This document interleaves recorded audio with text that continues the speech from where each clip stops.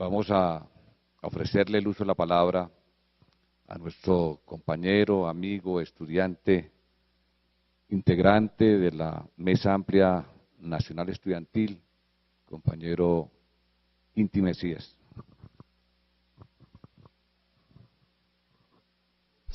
Hola, hola. Bueno, a todos y a todas muy buenos días. Vuelvo y me presento, mi nombre es Inti Mesías, soy el actual representante estudiantil al Consejo Superior Universitario. Asumimos esa representación con Amaury Núñez de la sede de Medellín hace más de 2 años y hacemos parte de la Mesa Amplia Nacional Estudiantil MANE. Sobre el tema de la ley de inspección y vigilancia, que hemos tratado de hacer un ejercicio juicioso de análisis sobre el conjunto de políticas que se han venido aplicando en esta materia, y en particular sobre el tema del Plan Nacional de Desarrollo, yo quiero enfocar mi intervención, digamos, en el aspecto nuevo o en los elementos nuevos de la política educativa que se ha venido aplicando en el país durante los últimos 20 años, sobre todo por un elemento, por un aspecto. Y es que desde el movimiento estudiantil y desde los sectores que hemos sido, digamos, abanderados de la defensa de la educación como derecho fundamental, hemos venido insistiendo que se trata del desarrollo de una política encaminada a concebir la educación como servicio, que se ha venido instaurando en este país durante los últimos 22 años, si no más, pero que, digamos, han tenido unos puntos de concreción que vale la pena recordar. Constitución del 91, donde se plantea el derecho a la educación, pero también el servicio, es decir, el negocio. Ley 30 del año 92, sobre la cual vale la pena siempre recordar que el movimiento estudiantil la ha rechazado, ha planteado con suficientes bemoles y con suficiente insistencia que esta ley hoy vigente es nefasta para la educación superior y para la universidad pública colombiana. Y se trata, en resumidas cuentas, de un conjunto de políticas que se han estabilizado a través de leyes que han dado énfasis o que le han hecho énfasis a esa concepción de servicio de la educación superior. Con dos elementos o con dos aspectos que siempre vale la pena resaltar. El primero es el tema de la financiación. Cada vez más la negación del derecho fundamental a la educación se hace a través de la disminución de los recursos que año a año se le transfieren a las instituciones de educación superior. Y el segundo elemento que aquí se ha mencionado es el tema de autonomía. Tema de autonomía que también año a año el gobierno nacional ha buscado los mecanismos para limitar esa capacidad que tenemos la comunidad universitaria para incidir en la toma de decisiones al interior de las instituciones de educación superior, de las universidades. Es decir, esa necesidad de la lucha de ideas como escenario fundamental para el desarrollo del conocimiento. Es un planteamiento básico que siempre hemos insistido como comunidad universitaria. El profesor Moisés Basserman en una columna del Tiempo decía: la experiencia ha demostrado que la academia se equivoca menos que los gobiernos. Y la posición de los gobiernos de turno ha sido tratar de limitar esa autonomía universitaria para ponerla en función de sus intereses y de sus posiciones. Entonces, estamos frente a una concepción que está primando de servicio a la educación superior, de servicio de la educación en todas sus ramas y en particular en la universitaria, con dos aristas: la limitación en el tema financiero y el control o la supresión de la autonomía universitaria como aspecto determinante. Este segundo elemento es el que desarrolla principalmente la ley de inspección y vigilancia, ¿sí? Y el primer elemento, el de la financiación, es el que está limitado en el Plan Nacional de Desarrollo, digamos, donde está el mayor énfasis en el Plan Nacional de Desarrollo.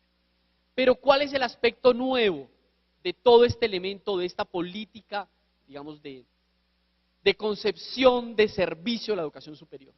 Y es en este elemento en el cual quiero detenerme porque creo que es supremamente importante. Ese aspecto nuevo está vinculado a la apuesta por entregar a las instituciones de educación superior y en particular a las universidades al capital financiero.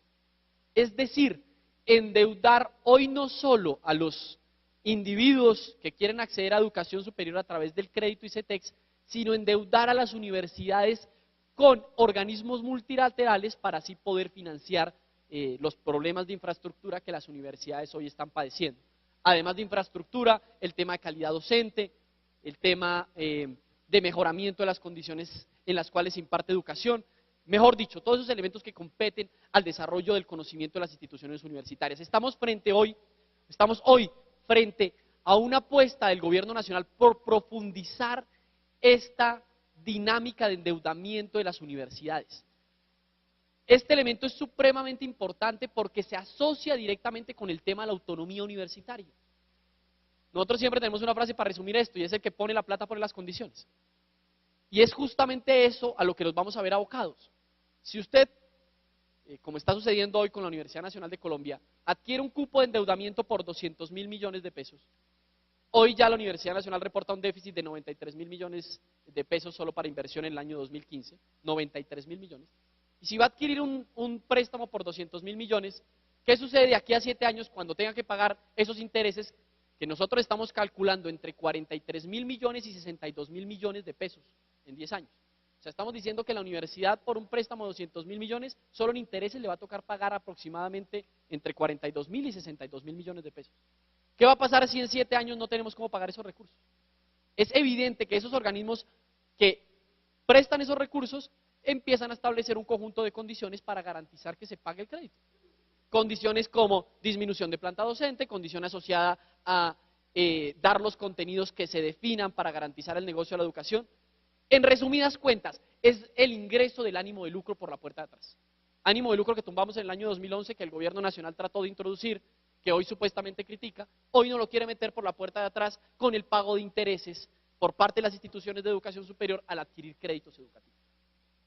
Insisto en esto, lo reitero con bastante énfasis, porque esta situación que se presenta hoy en la Universidad Nacional de Colombia, la adquisición de un préstamo por 200.000 millones, lo vamos a ver replicado en cada una de las instituciones, las restantes 31 universidades públicas a lo largo y ancho del país, porque la posición del gobierno nacional va a ser que para que la universidad, si la universidad está padeciendo una crisis presupuestal, pues no hay lío, endeúdese, asuma una deuda y resuelva ese problema al cual se encuentra enfrentado hoy. No es el gobierno nacional asumiendo la responsabilidad de garantizar el derecho fundamental a la educación, sino es la universidad, como si fuera una entidad privada, viendo cómo se endeuda para garantizar ese derecho. Este elemento que he mencionado, ese del aspecto nuevo del ingreso de los bancos a las universidades, para ponerlo así, digamos, en palabras claras a la sociedad colombiana y a la comunidad aquí presente, que vale la pena recordar: los bancos no son hermanitas de la caridad, ¿sí? Los colombianos lo saben muy bien, ¿sí? Cuando le prestan a uno plata es para sacar utilidades, para obtener renta, y es el mismo criterio que aplica con las universidades. Se va a ver o se ve profundizado con un conjunto de políticas que se están aplicando en el escenario universitario. Y quiero solo mencionar dos para que se tengan en cuenta de lo que ha venido sucediendo hoy, digamos, en el escenario coyuntural o en el momento frente a las políticas educativas que se están profundizando hoy en este instante. Digamos.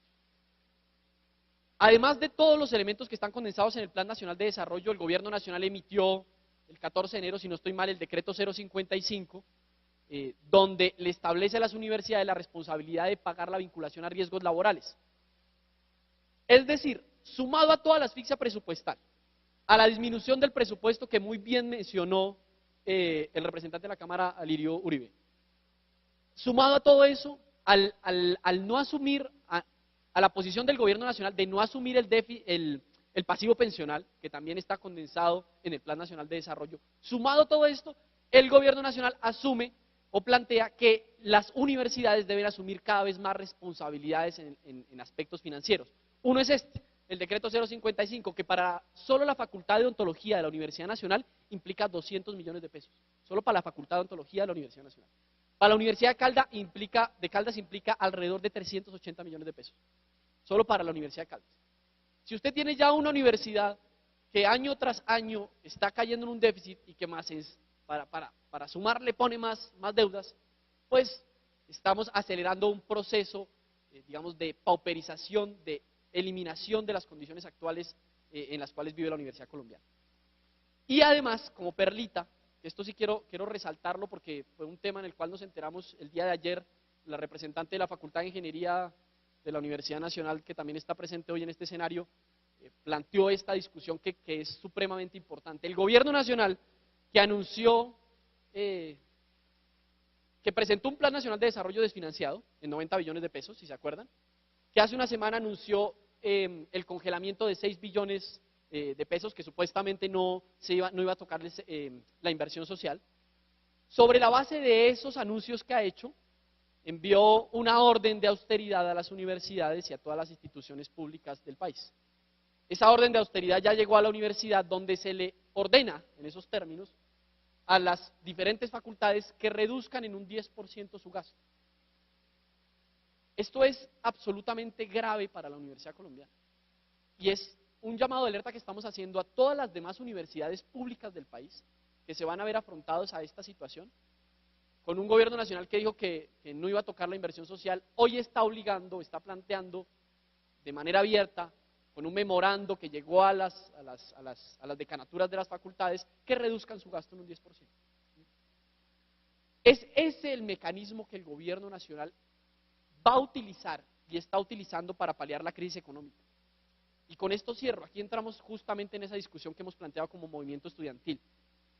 Y es, si nosotros como sociedad colombiana vamos a dejar que el gobierno nacional transfiera la crisis económica que ha creado, aquí vale la pena resaltar esto, crisis económica que es creada producto de un modelo económico que reprimariza la economía, un modelo económico que condena al país al atraso, un modelo económico que nos trata como neocolonia.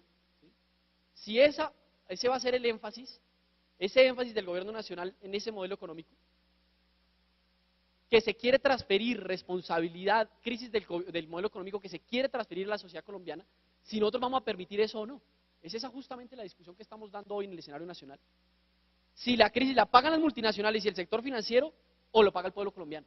La posición del gobierno nacional es que la crisis la pague el pueblo colombiano. Por eso anuncia hace 3 días que la universidad debe reducir sus gastos en un 10%. Y con esto, digamos, con esto cierro. Nosotros como movimiento estudiantil, la Mesa Amplia Nacional Estudiantil, la MANE, insistirá en la necesidad de ese nuevo modelo económico para transformar la educación, e insistirá en la necesidad de apostarle a una educación para un país con soberanía, democracia y paz, que ha sido el énfasis que ha hecho el movimiento estudiantil durante los últimos 3 años. Así que lo sepa la sociedad colombiana, que lo sepa el gobierno nacional. Esto no lo pelearemos en las calles, porque también tenemos absoluta claridad de cómo se logran las reivindicaciones en este país. Lo demostramos hace más de 3 años, que es con la movilización democrática, creativa, en el marco de la resistencia civil, que lograremos estas reivindicaciones y que lograremos defender el carácter de derecho fundamental de la educación superior. Y esa es la invitación, digamos, abierta, que se le hace tanto a la sociedad colombiana como a todos los aquí presentes. Vamos a ganarnos esto en la calle. Esa es la tarea que nos corresponde. Muchas gracias.